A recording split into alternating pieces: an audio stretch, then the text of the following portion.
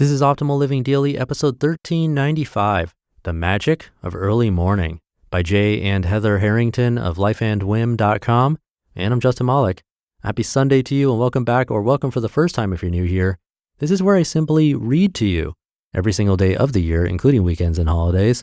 And I have another post from lifeandwhim.com. I got this with their permission. But first, small business owners wear a lot of hats, and while some hats are great, others, like the filing taxes and running payroll hat, are not so great. That's where Gusto comes in. Gusto makes payroll, taxes, and HR actually easy for small businesses. Gusto automatically pays and files your federal, state, and local taxes so that you don't have to worry about it. Plus, they make it easy to add on health benefits, even 401ks for your team. And you can get direct access to certified HR experts too. We're nearing the end of the year, so now's the time to get started and to plan for 2020. Don't wait.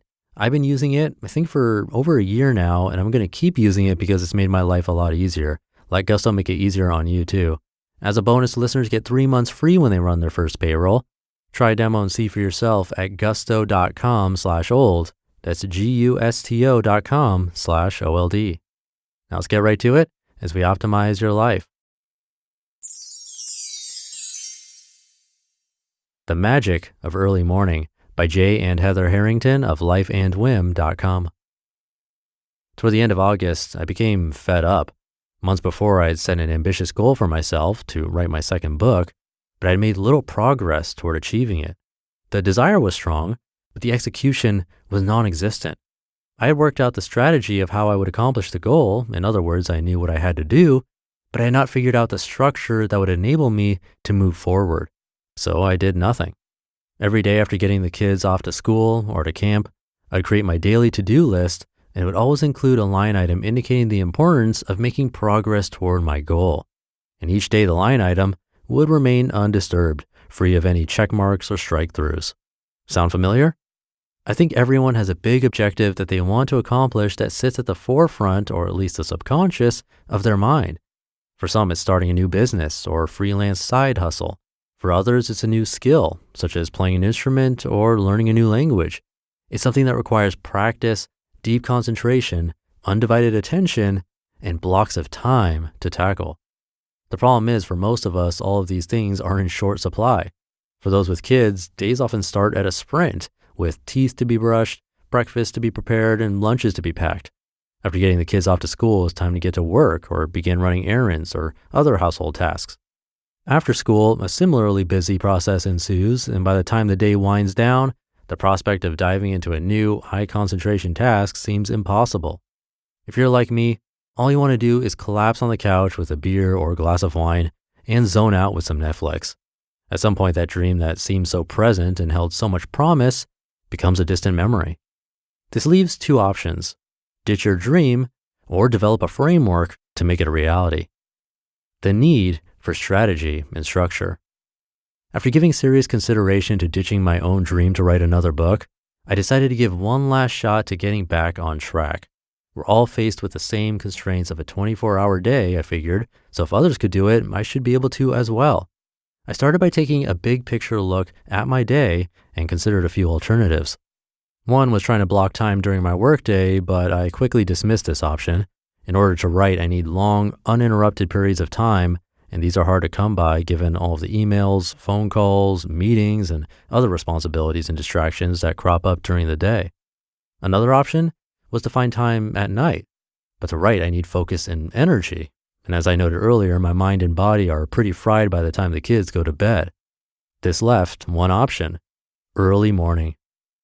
How and why to become an early riser? I began to get up at 5 a.m. Monday through Friday and write for 2 hours. My goal was, and is, to write 1,000 words per day. If I could keep up this pace, that would mean that after 60 days of writing, I would hit my target of 60,000 words for my book. It wasn't easy at first, and I haven't been perfect, but more often than not, I've gotten up, and I now have over 42,000 words of my final draft written. Getting up early has made all the difference. No kids yelling, no balls bouncing, no cars, no television noise, no email pinging. The early morning hours are peaceful and quiet, and therefore productive. I'm no expert on this stuff, but I put together a few benefits of waking early and tips to get started based on my own experience and the best of what I could curate online from other early risers. Start slowly. If you wake up at 7 a.m. now, don't immediately start setting an alarm for 5 a.m. Waking up early is a muscle you need to exercise. Just as you wouldn't jump into a marathon if all you've ever run is 3 miles, gradually ease into your new morning routine as well. Every week, wake up 15 minutes earlier than the last until you get to your target time. Go to bed at a set time. This sounds obvious, but in my experience, it's not waking up early that's hard. It's having the discipline to go to bed early, which enables you to wake early. That is the challenge. What does your nighttime routine look like? Are you staying up too late to get up early? Is there anything, TV, internet, etc., that you can cut out of your routine so that you can more consistently get to bed, get up, and get closer to achieving your goal? Ditch the snooze.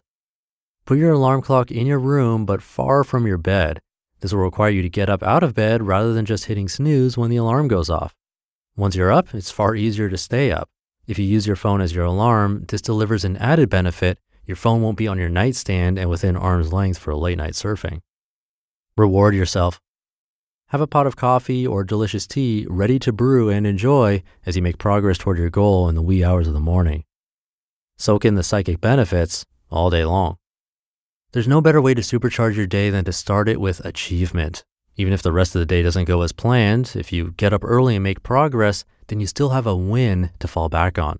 In fact, as you get more comfortable and acclimated with your early morning routine, you may find that you're getting more done during this uninterrupted period of time than many people do the entire day. The early morning is invigorating and inspirational. It's a time for growth and reflection. And if you have big dreams, it's time to actually make progress toward achieving them. How you start your day determines the quality of your day, and how you spend your days determines the quality of your life. There's magic in the early morning. You just listened to the post titled The Magic of Early Morning by Jay and Heather Harrington of lifeandwhim.com. And don't forget, Gusto offers modern, easy payroll, benefits, and HR to small businesses across the country. You don't want to wait. Now's the time to get started. Get in touch now and get 3 months free when you run your first payroll. Just go to gusto.com/old. That's gusto.com/OLD. That'll do it for today. Thank you for being here. Have a great rest of your day, and I'll see you tomorrow where your optimal life awaits.